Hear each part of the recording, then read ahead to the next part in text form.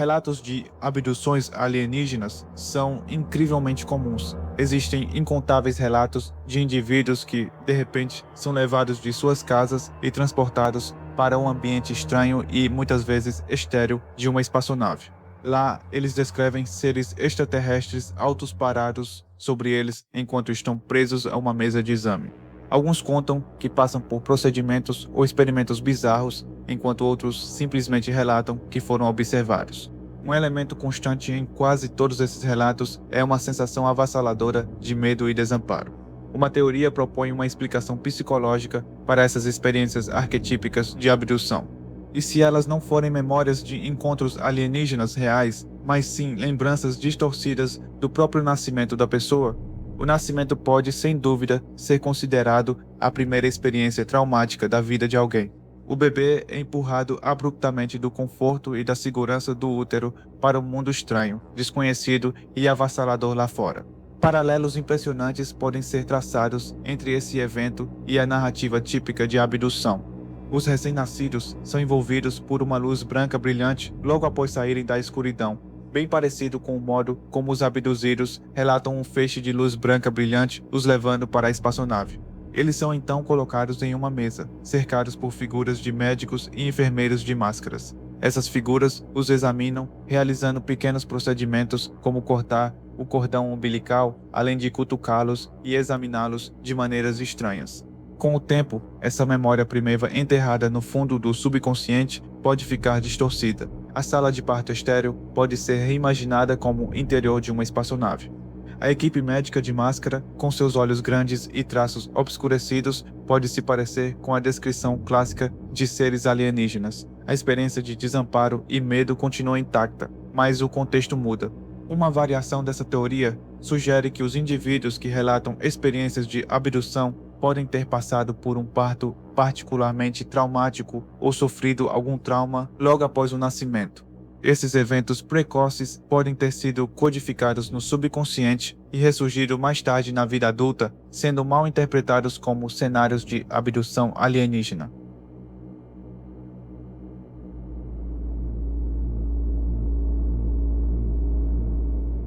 O conceito de estado profundo não é nenhuma novidade. A ideia de uma sociedade ou organização secreta controlando os humanos a partir das sombras como mestres de marionetes existe nos círculos de teorias da conspiração há eras. Mas essa teoria vai um passo além, afirmando que o controle dos humanos por governos ocultos não é de hoje e já existia desde 30 mil anos atrás. De acordo com a teoria, durante a era paleolítica, à medida que os humanos evoluíam para seres muito mais inteligentes, demonstrando domínio de ferramentas de pedra, criando arte e se envolvendo em rituais religiosos ou espirituais, um governo oculto formado pelos indivíduos mais instruídos da época começou a surgir. Xamãs, astrônomos e os primeiros especialistas em suas áreas supostamente se uniram para formar uma organização primitiva cujo objetivo era guiar a humanidade por trás dos panos. Dizem que essa organização, ou talvez até múltiplos grupos interconectados, se reunia em cavernas usando a arte rupestre e símbolos primitivos como sua forma de comunicação codificada. Supostamente, mais tarde eles projetaram e construíram estruturas antigas como Göbekli Tepe, alinhando-as com eventos celestes para monitorar as migrações de rebanhos e as mudanças sazonais, ajudando a guiar as primeiras sociedades à medida que elas se espalhavam pelos continentes.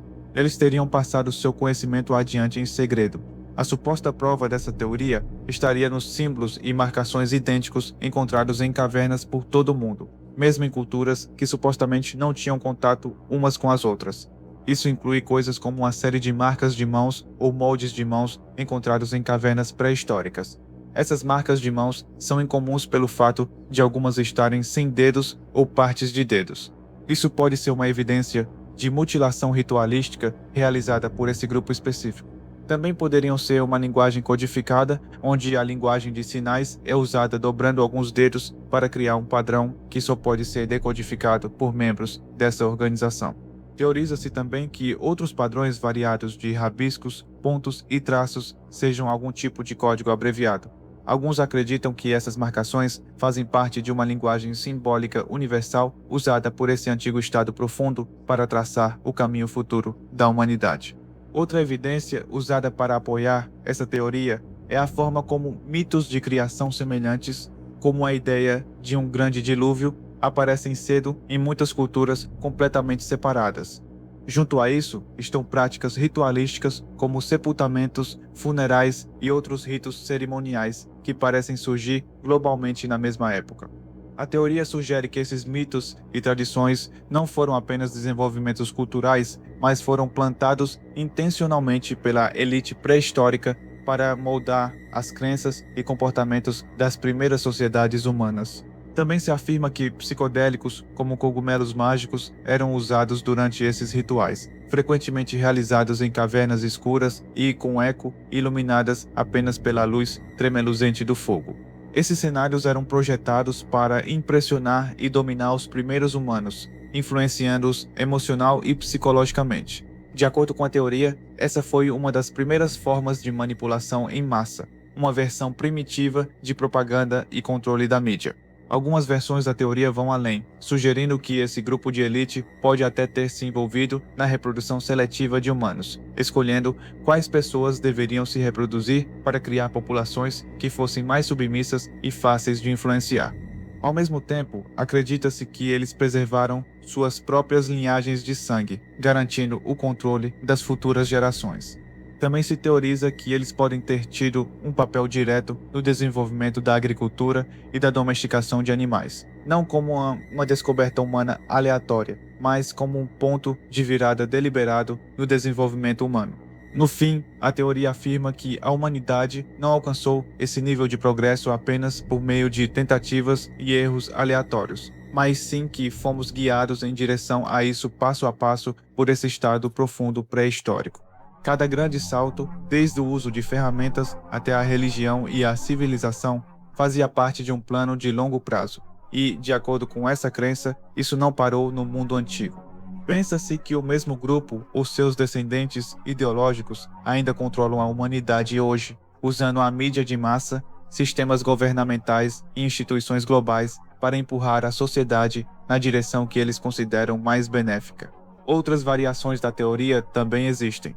Uma versão afirma que quando os primeiros Homo sapiens começaram a competir e extinguir outras espécies humanas como os Neandertais, alguns Neandertais, vendo a sua extinção se aproximar, recuaram para o subsolo. De lá, eles supostamente formaram sua própria sociedade secreta, observando e influenciando a civilização humana a partir das sombras, sem nunca serem vistos. De acordo com essa versão, o verdadeiro governo oculto não são os Illuminati ou os maçons. É uma raça sobrevivente de Neandertais subterrâneos que vem controlando as coisas desde então.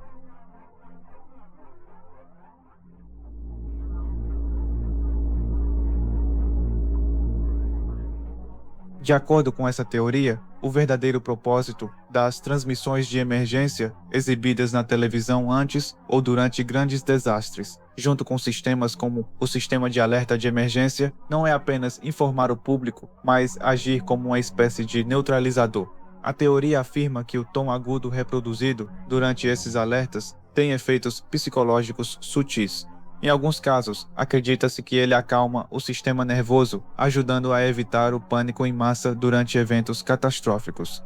Mas em interpretações mais extremas, dizem que o som tem a capacidade de modificar ou até apagar a memória de uma pessoa sobre o que ela acabou de presenciar, especialmente se o evento for muito traumático ou inconsistente com a narrativa oficial. De acordo com os crentes, eventos como avistamentos de OVNIs, incidentes nucleares ou outros desastres anômalos ou controversos podem ser seguidos imediatamente por uma transmissão de emergência. A teoria sugere que os tons embutidos nesses alertas ajudam a reformular a percepção pública, distorcendo ou substituindo a memória do que realmente aconteceu e remodelando-a como algo mais corriqueiro, como um desastre natural ou um simples mau funcionamento.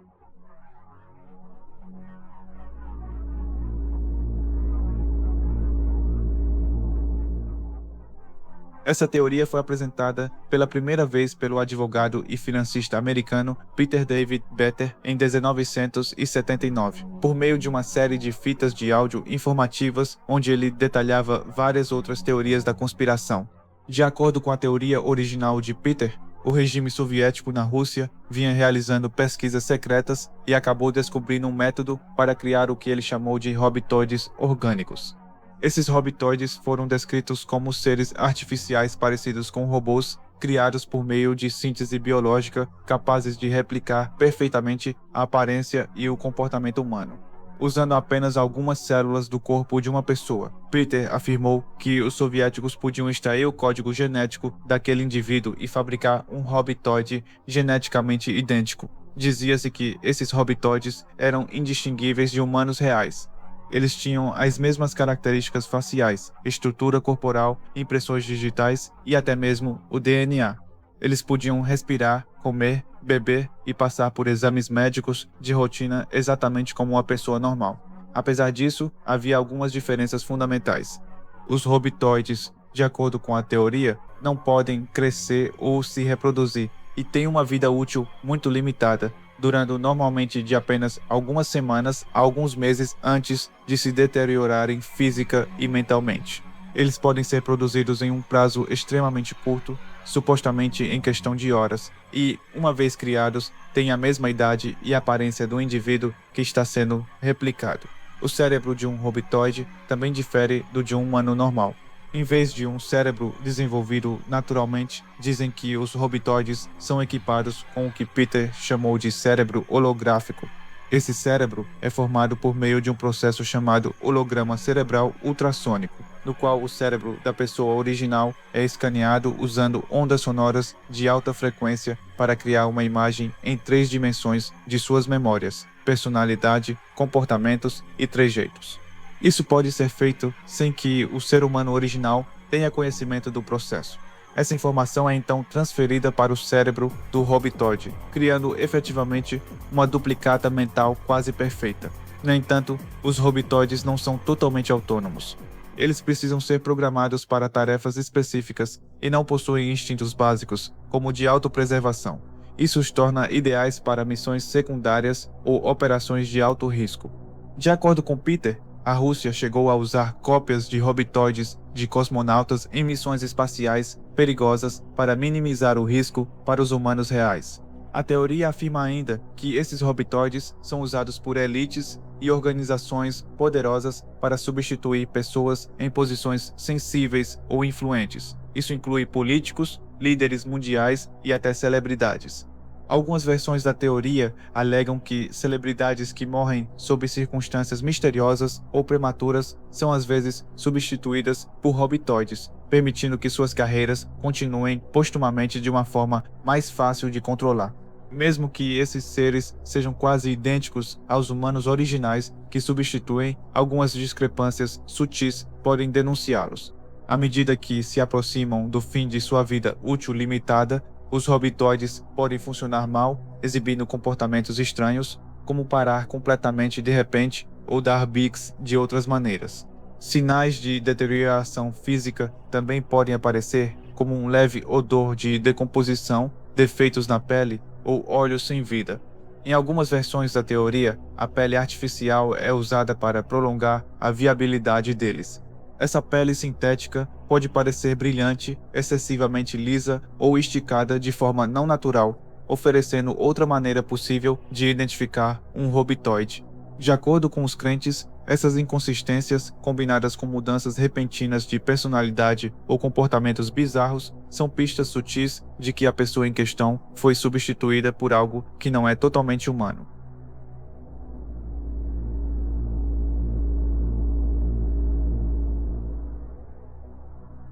Esta teoria surgiu originalmente em um tópico no 4chan postado em outubro de 2017. O autor da postagem afirmou o seguinte: segurança de conformidade nula, ou NCS, era um nível experimental de segurança prisional. O NCS foi um esforço conjunto entre a gigante farmacêutica Pfizer, 12 instituições comportamentais estaduais participantes, a Escola de Medicina de Harvard e a Escola de Medicina da Universidade de Stanford. A prisão USP Florence R. Max foi escolhida como a instituição correcional que abrigaria a primeira prisão de segurança de conformidade nula. O NCS foi construído em 1997 como uma ala adicional à prisão de segurança máxima.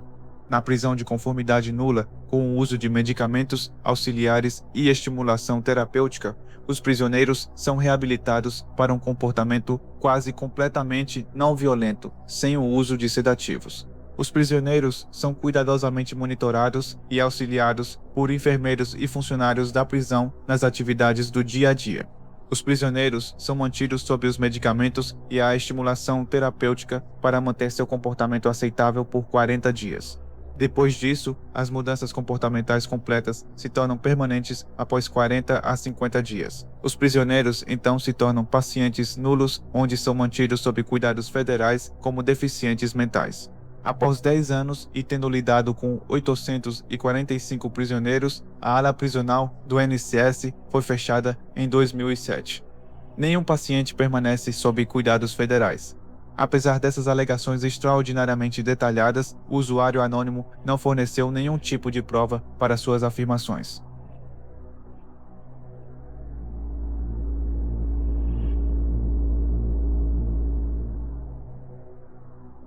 Não faltam teorias da conspiração em torno do Aeroporto Internacional de Denver.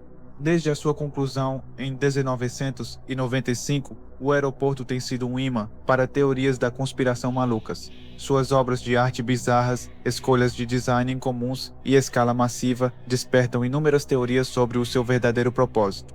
Desde o início, os críticos notaram como os atrasos na construção, os enormes estouros de orçamento e a sua localização remota pareciam estranhamente suspeitos.